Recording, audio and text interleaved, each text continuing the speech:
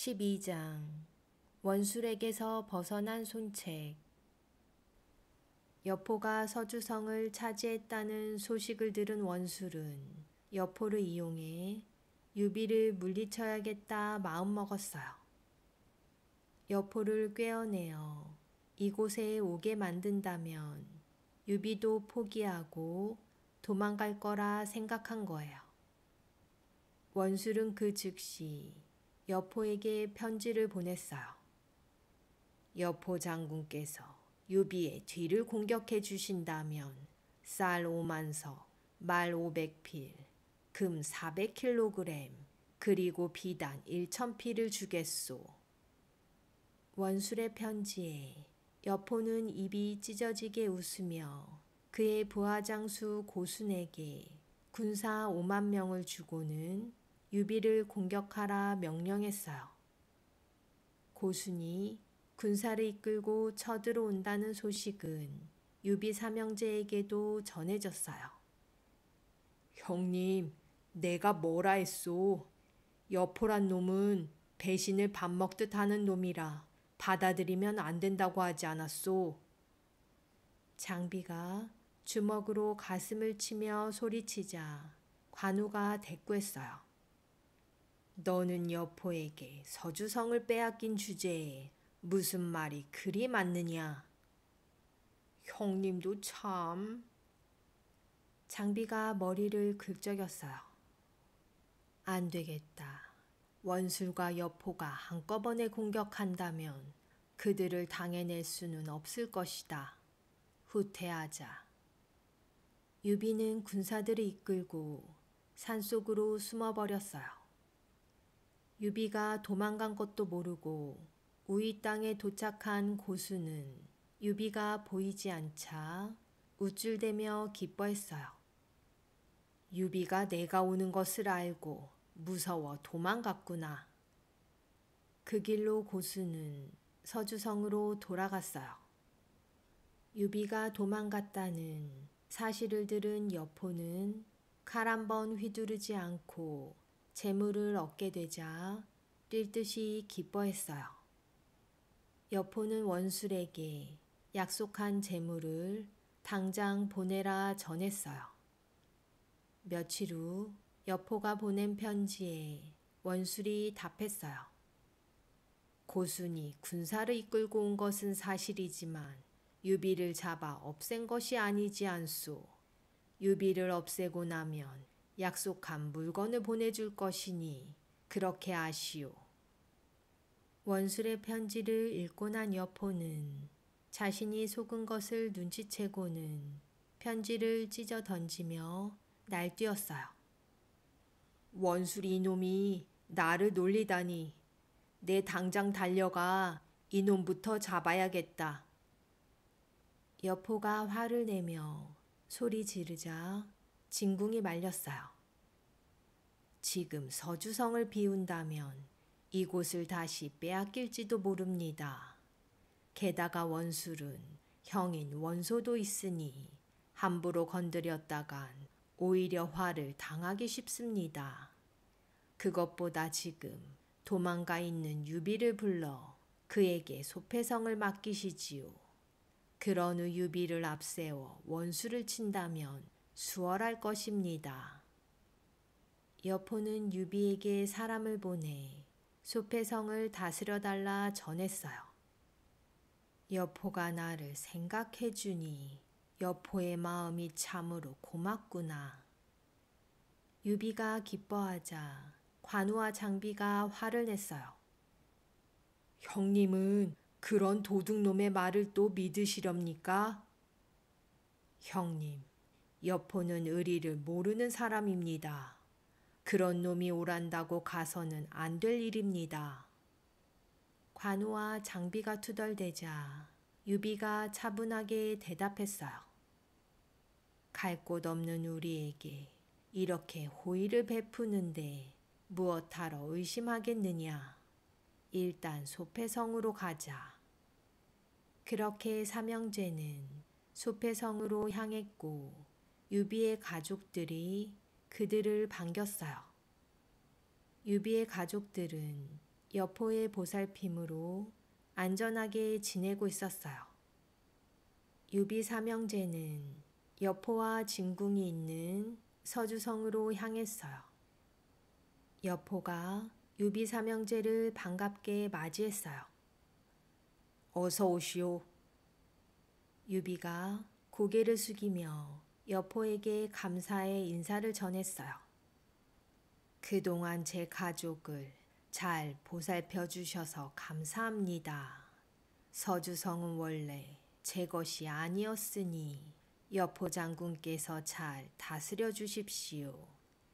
저는 소패성으로 돌아가도록 하겠습니다. 겸손한 유비의 말에 여포는 변명을 늘어놓기 시작했어요. 내가 서주성을 빼앗은 게 아니오. 장비가 술에 취해 군사들을 마구 때리고 죽일 것 같아 돌봐준 것뿐이오. 여포는 자신을 한결같이 대하는 유비의 앞에 서자 부끄러운지 얼굴을 붉혔어요. 유비가 말했어요. 저는 장군께 서주성을 양보하고자 생각한 지 오래입니다. 그럼 저희는 이만 돌아가 보겠습니다. 그렇게 유비 삼형제는 쓸쓸히 소패성으로 돌아갔어요. 한편 손견의 아들 손책은 아버지가 죽은 후 원술의 부하장수로 있었어요. 아버지를 닮은 손책은 어떤 적도 단숨에 쓸어버릴 정도로 용감하였고 그런 손책을 원술은 아들처럼 여겼어요. 하지만 손책은 원술의 밑에서 일하는 것에 불만이 가득했어요.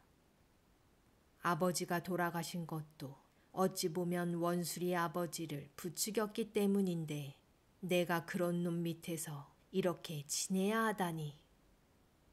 그러던 어느 날 손견의 부하였고 지금은 손책과 함께 원술의 부하장수로 일하고 있는 주치가 다가와 물었어요. 손책 도련님, 무슨 걱정이 그리 많아 한숨을 내십니까? 손책이 대답했어요. 아버지의 뜻을 받아 나라를 일으켜야 하는데 이렇게 세월만 보내고 있으니 답답해서 그렇소. 주치가 두 눈을 반짝이며 말했어요. 도련님의 생각이 그러하시다면 지금이 기회입니다. 도련님의 외삼촌인 오경은 지금 강동 땅에서 유효에게 괴롭힘을 당하고 있으니 외삼촌을 도우러 간다는 핑계를 대시고 원술에게 군사를 빌리십시오.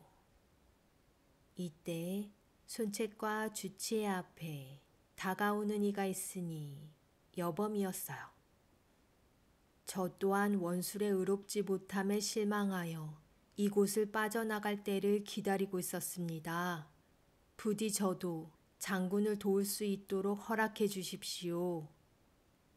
그렇게 손책은 주치와 여범과 함께 머리를 맞대고 방법을 궁리했어요. 손책이 고개를 가로저으며 말했어요. 원술이 나를 아낀다고는 하나 나에게 군사를 내주지는 않을 것 같습니다. 여범이 기다렸다는 듯 밝은 표정으로 나섰어요. 저에게 군사 100여 명이 있습니다. 일단 제 부하들을 이끌고 가시지요. 여범의 말에 주치는 군사 100으로는 부족하다며 고개를 저었어요. 그때 손책이 밝은 미소를 지으며 입을 열었어요. 저에게 좋은 생각이 있습니다. 아버지께서 돌아가시기 전 저에게 주신 옥새가 있습니다. 그 옥새를 원술에게 맡긴다면 원술은 분명 저에게 군사를 빌려줄 것입니다. 손책의 말에 주치는 고개를 끄덕였어요. 원술은 황제가 될 기회만 노리는 사람이니 옥새를 준다면 분명 도련님의 부탁을 들어줄 것입니다. 다음 날 손책은 원수를 찾아가 눈물을 흘리며 말했어요. 강동 땅에 계신 제 외삼촌께서 유효에게 괴롭힘을 당하고 계신답니다. 하나뿐인 제 외삼촌마저 아버지와 마찬가지로 잃게 될까봐 두렵습니다. 제가 외삼촌을 도울 수 있도록 부디 저에게 군사 몇 천만 빌려주십시오. 원술은 고개를 돌린 채 손책의 물음에 아무런 대꾸도 하지 않았어요. 손책은 예상했다는 듯 원술에게 옥새를 꺼내 보이며 말했어요. 혹시 저를 믿지 못하신다면 황제 폐하의 옥새를 장군께 맡기고 떠나겠습니다. 아니, 이것은... 원술은 휘둥그레진 두 눈으로 옥새를 이리저리 살펴보고는 그것을 만져보며 웃음을 지었어요. 하나뿐인 내 외삼촌을 잃을 수는 없는 법, 군사 3,000명과 말 500피를 줄 것이니 외삼촌을 도와 싸움에서 이기고 오너라. 이 옥새는 내가 잘 간직하고 있겠다. 원술은 터져 나오려는 웃음을 애써 참으며 양손에 든 옥새를 가슴 깊이 끌어안았어요. 손책은 원술이 내어준 군사 3,000명과 아버지인 송견 때부터 함께해온 훌륭한 장수들까지 거느리고 외삼촌이 있는 강동으로 향했어요. 손책이 강동 땅에 이르렀을 때 한 무리의 군사가 이들을 맞이했어요. 형님 안녕하십니까? 아니 자네가 여기에 무슨 일인가? 훤칠한 키에 잘생긴 외모, 늠름한 모습을 한 이가 말에서 내려 손책을 향해 깍듯하게 인사를 하니 주유였어요. 생각지도 못한 주유와의 만남에 손책은 앞으로 달려가 주유를 껴안고 두 손을 마주 잡으며 반가워했어요. 주유는 어려서부터 신동 소리를 들으며 자란 총명하고 지혜가 뛰어난 사람이었어요. 서로 같은 나이였던 둘은 어린 시절부터 함께 뛰어놀며 자라 친구와도 같은 사이였으나 주유는 자신보다 생일이 2달 빠른 손책을 깍듯하게 형님으로 모셨어요. 10여 년 만에 주유를 만난 손책은 기쁜 마음에 술상을 차려놓고 그와 마주보고 앉아서는 가슴속에 품은 뜻을 거침없이 이야기했어요. 손책의 말을 가만히 듣고 있던 주유는 손책의 앞에 머리를 조아리며 말했어요. 저도 형님의 뜻을 받들어 형님을 돕고 싶습니다. 손책은 기뻐하며 자신 앞에 엎드린 주유를 일으키고는 그의 손을 굳게 부여잡았어요. 고맙네. 자네와 같이 총명한 장수가 나와 뜻을 함께 해준다면 이보다 더 고마운 일이 어디 있겠나. 하지만 큰 뜻을 펼치려면 의로운 사람 여럿을 곁에 두어야 할 텐데 혹시 자네 아는 사람이 있는가? 주유가 대답했어요. 강동 땅에 장소와 장괭이라는 사람이 있습니다. 둘 다 하늘과 땅의 이치를 깨달은 사람들이라 형님 곁에 두시면 뜻을 펼치시는 데 도움이 될 것입니다. 손책은 주유의 말에 그 즉시 장소와 장괭에게 사람을 보냈어요. 하지만 그 둘은 시끄러운 세상을 떠나 책을 읽으며 조용히 지내겠다며 손책의 요구를 거절했어요. 장소와 장괭의 거절에 손책은 그들을 직접 찾아갔어요. 부디 어리석은 저를 도와주십시오. 손책은 장소와 장괭의 앞에 무릎을 꿇고 엎드려 진심을 다해 부탁했어요. 참되고 진실된 손책의 행동에 감동한 두 사람은 손책을 향해 큰 절을 올렸어요. 장군의 신하가 되어 충성을 다하겠습니다. 그렇게 하여 손책은 어린 나이에 용맹한 장수뿐 아니라 하늘과 땅의 이치를 깨달은 장소와 장관까지 곁에 두게 되었어요.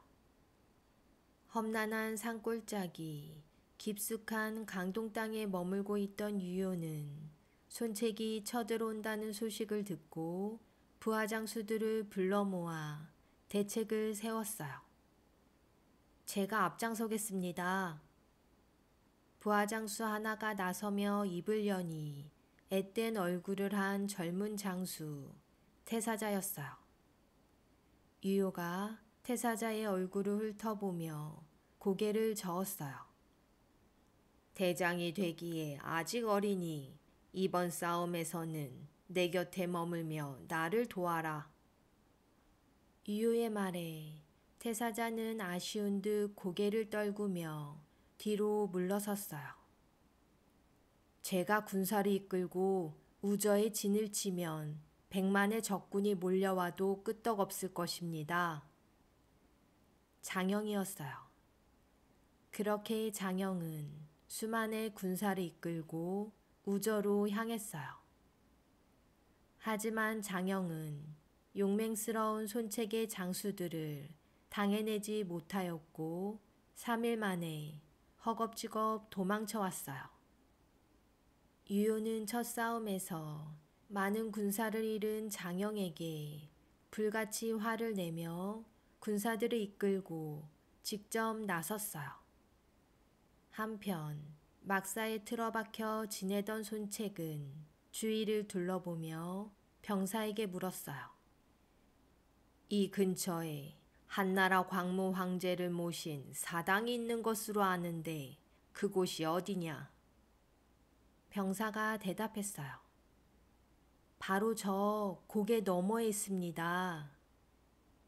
손책이 병사가 가리키는 곳을 바라보며 말했어요.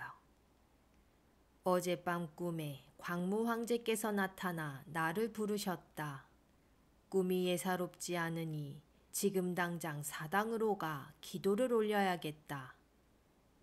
손책이 사당으로 떠나려 하자 그의 부하장수 장소가 말렸어요. 장군 안 됩니다. 신정역 남쪽에는 유효가 진을 치고 있으니 고개 너머에도 유효의 병사가 숨어 있을 것입니다. 손책이 호탕하게 웃으며 대꾸했어요. 하늘이 나를 돕거늘 무엇이 두렵겠느냐. 손책은 정보, 황계 등 부하 장수를 거느리고 사당으로 향했어요. 구불구불한 산골짜기를 따라 한참을 올라간 손책은 마침내 광무 황제를 모신 사당에 이르렀어요. 만약 제가 대업을 이루게 된다면 사당을 새로 지어 황제를 모시고 매년 제사를 올리겠습니다. 향을 피우고 절을 하며 정성을 다해 기도를 마친 손책은 주위를 둘러보며 부하장수에게 말했어요. 저 위로 올라가 유효의 진영을 살펴봐야겠다. 손책은 말이 끝나기 무섭게 말을 타고 산으로 올라갔어요. 이때 남쪽 숲속에 숨어있던 유효의 병사 하나가 손책을 보고는 쏜살같이 유효에게 달려가 보고했어요. 손책이 혼자 산길을 오른다고. 우리를 유인하려는 손책의 계략이 분명하니 쫓아가지 말거라. 유효가 콧방귀를 끼며 말하자 부하 장수들 모두 고개를 끄덕이며 그의 말에 동의했어요. 지금이 손책을 잡을 수 있는 좋은 기회입니다. 이런 기회를 놓친다면 대체 언제 손책을 잡아 죽이겠습니까? 태사자였어요. 유효가 입을 삐쭉 내밀며 비아냥거렸어요. 나이도 어린 놈이 무엇을 안다고 함부로 짓거리느냐. 전쟁의 경험이 부족한 네가 끼어들 자리가 아니다. 유의 핀잔에 태사자는 창을 비껴들고 밖으로 뛰쳐나가며 소리쳤어요. 손책의 머리를 들고 오겠습니다. 이 모습을 본 다른 장수들은 혀를 차며 태사자를 한심하게 쳐다보았고 태사자의 부하병사 한 명만이 그의 뒤를 따랐어요. 한참 동안 적진을 살피던 손책이 말머리를 돌려 돌아가려 할 때였어요. 손책은 거기 섰거라. 깊은 산속 쩌렁쩌렁 울리는 고함 소리에 손책이 놀라 뒤를 돌아보니 어린 장수 하나와 병사 하나가 말을 타고 자신을 향해 달려오고 있었어요. 너희들 중 누가 손책이냐? 당돌한 어린 장수의 물음에 손책이 헛웃음을 지으며 물었어요. 그러는 내 놈은 누구냐? 나는 태사자다. 네 놈이 손책이냐? 그래, 내가 바로 손책이다. 번거롭게 하지 말고 두 놈이 한꺼번에 덤벼라. 손책의 대답에 태사자는 창을 세우고 그를 향해 돌진했어요. 챙! 공중에서 두 장수의 창이 부딪히며 날카로운 소리가 숲속에 울려 퍼졌어요. 태사자는 자신과 맞서는 손책의 창에서 생각보다 강한 힘을 느꼈어요. 손책을 붙잡는다 하더라도 그의 뒤에 선 부하 장수들에게 패할 수도 있다는 생각이 든 태사자는 말을 돌려 숲길로 도망치기 시작했어요. 손책만 따로 끌어내어 그를 사로잡을 계획이었어요. 태사자의 바램대로 손책은 태사자의 뒤를 바짝 쫓아왔어요.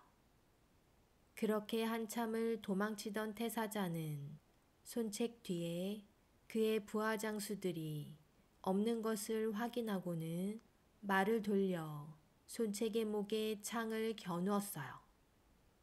손책은 갑자기 날아온 태사자의 창을 쏜살같이 피하고는 번개처럼 빠른 속도로 창을 들어 태사자의 목을 겨누었어요. 태사자는 날렵하게 팔을 휘둘러 손책의 창을 자신의 옆구리에 끼고는 말에서 뛰어올라 손책의 목을 휘어 감고 말에서 떨어졌어요. 손책과 태사자는 서로의 몸에 뒤엉켜 한 몸이 되어 바닥에 뒹굴었어요. 손책은 옆구리에 차고 있던 짧은 칼을 뽑아 태사자의 등을 겨누었고 태사자 역시 지지 않고 손책의 머리에서 투구를 벗겨내 휘두르며 그의 칼을 받아쳤어요. 그렇게 두 사람은 바닥에서 뒹굴며 맨주먹으로 치고받고 싸우니 서로의 갑옷이 찢겨나가고 머리가 헝클어졌어요. 이때 그들의 앞과 뒤에서 군사들의 함성 소리가 들려오니 한쪽은 유의 군사였고 다른 한쪽은 손책의 장수들이었어요. 손책과 태사자는 서로를 잡았던 손을 놓고는 자기 편을 향해 급히 뛰어갔어요. 그렇게 유의 군사들과 손책의 장수들의 치열한 싸움이 깊은 산속에서 시작됐어요. 그들의 싸움은 승패를 가리지 못하고 이어졌고 어둠과 함께 각자 자신들의 진영으로 돌아가며 끝이 났어요. 며칠 후 손책은 주위에게 명령했어요. 날쌘 군사들을 이끌고 적들이 모르게 적의 진영을 크게 돌아 적진의 반대 방향에 이르면 불을 피워 나에게 신호를 보내게. 그러면 나는 이곳에서 유오의 본진을 정면으로 돌파하고 그대는 반대 방향에서 몰아친다면 적들을 쉽게 물리칠 수 있을 것이네. 손책의 말대로 손책과 주유가 양쪽에서 공격해오자 유오의 병사들은 뿔뿔이 흩어졌고 손책의 작전은 성공했어요. 유효는 우저 땅으로 도망갔으며 설애와 장영은 만릉성으로, 태사자는 경연 땅으로 도망쳤어요. 손책은 적들이 서로 만날 수 없도록 길목마다 군사를 배치했고 흩어진 적들을 차례로 공격하기 시작했어요. 손책의 첫 번째 목표는 유효였어요. 유효는 군사들을 정비하며 손책의 군사에 맞서 싸울 준비를 했어요. 지금 당장 항복하면 목숨만은 살려주마. 위풍당당한 손책의 외침에 유효의 부하장수 우미가 창을 들고 뛰쳐나왔어요. 애송이 같은 놈이 어디서 함부로 짓거리느냐. 우미가 달려들자 손책이 우미의 창을 받아치니 손책의 힘을 이기지 못한 우미가 말에서 중심을 잃고 뒤뚱거렸어요. 손책이 다시 한번 그의 창을 내리치자 우미는 말 위에서 떨어져 땅에 고꾸라졌어요. 손책이 한 손으로 우미의 허리띠를 움켜잡고 그의 몸을 번쩍 들어올리니 우미가 몸을 바둥거렸어요. 그렇게 우미를 산채로 휘어잡은 손책이 자신의 진영으로 돌아가려 하자 유효의 또 다른 부하장수 번능이 창을 들고 뛰쳐나왔어요. 손책은 자신을 향해 달려오는 번능을 보고는 천둥같이 우렁찬 목소리로 그를 향해 고함쳤어요. 네, 이놈. 손책의 목소리에 깜짝 놀란 번능은 그만 말에서 떨어져 그 자리에서 죽고 말았어요. 자신의 진영으로 돌아온 손책이 한 손으로 들고 온 우미의 몸을 땅에 내려놓고 살펴보니 우미는 이미 죽어 있었어요. 짧은 시간에 한 장수는 산채로 잡고 한 장수는 고함쳐서 죽이니 손책을 따르는 많은 군사들이 놀라운 그의 힘에 입을 다물지 못했어요. 그렇게 유효는 수만의 군사를 잃고 형주성의 유표에게로 달아났어요.